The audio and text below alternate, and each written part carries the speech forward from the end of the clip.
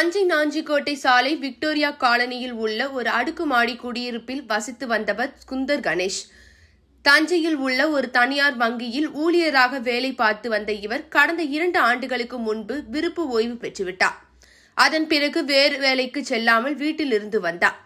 இவருடைய மனைவி நித்யா தஞ்சை மருத்துவக் கல்லூரி சாலையில் தேசியமயமாக்கப்பட்ட வங்கியின் மண்டல அலுவலகத்தில் மேலாளராக பணியாற்றி வருகிறார். சுந்தர் கணேஷ் நித்யா தம்பதி கடந்த 10 ஆண்டுகளுக்கு முன்பு திருமணம் செய்து கொண்டனர். இவர்களுக்கு ஒரு ஆண் குழந்தையும் ஒரு பெண் குழந்தையும் உள்ளது. இந்த நிலையில் நேற்று காலை கணவன் மனைவிக்கு இடையே கடும் வாக்குவாதம் ஏற்பட்டது. இந்த தகராறு முற்றியதும் ஆத்திரமடைந்த சுந்தர் கணேஷ் நித்யாவின் தலையை பிடித்து முகத்தில் சரமாரியாக தாக்கினார். இதில் அவருக்கு பலத்த காயம் ஏற்பட்டது. அதன் பிறகும் ஆத்திரம் தீராத சுந்தர் கணேஷ் வீட்டில் தான் வைத்திருந்த அரிவாளை எடுத்து வந்து மனைவி என்றும் பாராமல் நித்யாவின் கழுத்து தலைப்பகுதியில் சரமாரியாக வெட்டினார்.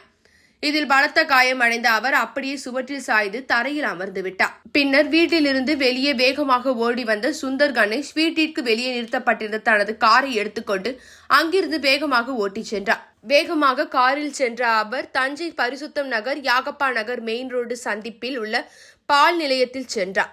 காரின் கதவை திறந்துவிட்டு அரிவாளுடன் கீழே இறங்கிய சுந்தர் வேகமாக பால் நிலையத்துக்குள் சென்றார். அங்கிருந்த பால்கடை உரிமையாளரான தஞ்சையை அடுத்த திருப்பந்துருத்தியை சேர்ந்த முத்துராஜா மகன் தாமரை செல்வன், முருகேசன் மகன் கோபிநாத் ஆகியோரை கண்ணிமைக்கும் நேரத்தில் தான் வைத்திருந்த அரிவாளால் கணேஷ் சரமாரியாக வெட்டினார். இதை பார்த்தும் அங்கு பால் வாங்குவதற்காக வந்திருந்தவர்கள் அதிர்ச்சியில் உறைந்தனர். பின்னர் அங்கிருந்து அலறி அடித்துக்கொண்டு வெளியே ஓடினர். ஆனால் இதையெல்லாம் பொருட்படுத்தாமல் 2 பேரையும் அரிவாளால் வெட்டிவிட்டு பால் நிலையத்திலிருந்து வெளியே ஓடி வந்த சுந்தர் கணேஷ் தனது காரில் ஏறி அங்கிருந்து வேகமாக புறப்பட்டு சென்றார். இதில் தாமரை செல்வனுக்கு தலையில் பலத்த காயம் ஏற்பட்டது.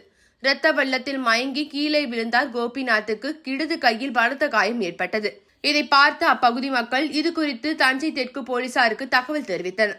தகவல் அறிந்து போலீசார் சம்பவ இடத்திற்கு விரைந்து வந்து படுகாயம் அடைந்த தாமரை செல்வன், கோபிநாத் இருவரையும் மீட்டு ஆம்புலன்ஸ் மூலம் தஞ்சை மருத்துவக் கல்லூரி ஆஸ்பத்திரிக்கு சிகிச்சைக்காக அனுப்பி வைக்கப்பட்டனர். இதேபோல் கணவரால் நித்யா வெட்டப்பட்ட சம்பவம் பற்றி அறிந்து தஞ்சை பல்கலைக்கழகம் போலீசார் சம்பவ இடத்திற்கு விரைந்து வந்து அவரை மீட்டு தஞ்சையில் உள்ள தனியார் ஆஸ்பத்திரியில் சிகிச்சைக்காக அனுப்பி வைத்தனர்.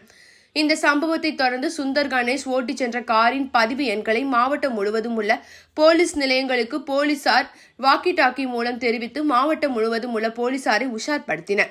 இதனைத் தொடர்ந்து மாவட்டம் முழுவதும் உள்ள போலீசார் தீவிர கண்காணிப்பு பணியில் ஈடுபட்டனர். இந்த நிலையில் சுந்தர கணேஷ் தஞ்சை திருச்சி தேசிய நெடுஞ்சாலையில் வேகமாக காரை ஓட்டிச் சென்றார். பின்னர் அவர் திடீரென தஞ்சை நோக்கி போக்குவரத்து விதியை மீறி சென்ற வழியிலேயே தவறான பாதையில் திரும்பி வந்தார். செங்கிப்பட்டி அருகே முத்தாண்டிப்பட்டி பகுதியில் வந்தபோது எதிரே சென்ற லாரி மீது சுந்தர் கணேஷ் ஓட்டி வந்த கார் பயங்கரமாக மோதியது. இதில் அப்பளம் போல் நொறுங்கியது. இந்த விபத்தில் பலத்த காயமடைந்த சுந்தர் கணேஷ் சம்பவ இடத்திலே இரத்த வெள்ளத்தில் பலியானார். மனைவி உள்பட 3 பேரை வெட்டிய அரிவாளும் அந்த காரில் இருந்து தூக்கி வீசப்பட்ட சாலையில் கிடந்தது. இது குறித்து தகவல் அறிந்த போலீசார் செங்கிப்பட்டி போலீசார் விபத்து நடந்த இடத்திற்கு விரைந்து வந்து விபத்தில் பலியான சுந்தர் கணேஷ் உடலை மீட்டு பிரேத பரிசோதனைக்காக தஞ்சை மருத்துவக் கல்லூரி ஆஸ்பத்திரிக்கு அனுப்பி வைத்தனர். இந்த 3 சம்பவங்கள் குறித்து தமிழ் பல்கலைக்கழகம், தஞ்சை தெற்கு மற்றும் செங்கிப்பட்டி ஆகிய போலீஸ் நிலையங்களை சேர்ந்த போலீசார் தனித்தனியாக விசாரணை நடத்தி வருகின்றார்கள். மனைவி உள்பட 3 பேரை அரிவாளால் வெட்டிவிட்டு காரில் தப்பிச் சென்றவர் விபத்தில் பலியான சம்பவம் குறித்து தஞ்சையில் பெரும் பரபரப்பையும் பரிதாபத்தையும் ஏற்படுத்தியது. இந்த நிலையில் தஞ்சை மருத்துவக் கல்லூரி ஆஸ்பத்திரியில் சிகிச்சை பெற்று வந்த பால்கடை உரிமையாளர்களில் ஒருவரான கோபிநாத் சிகிச்சை பலனின்றி மாலையில் பரிதாபமாக உயிரிழந்தார்.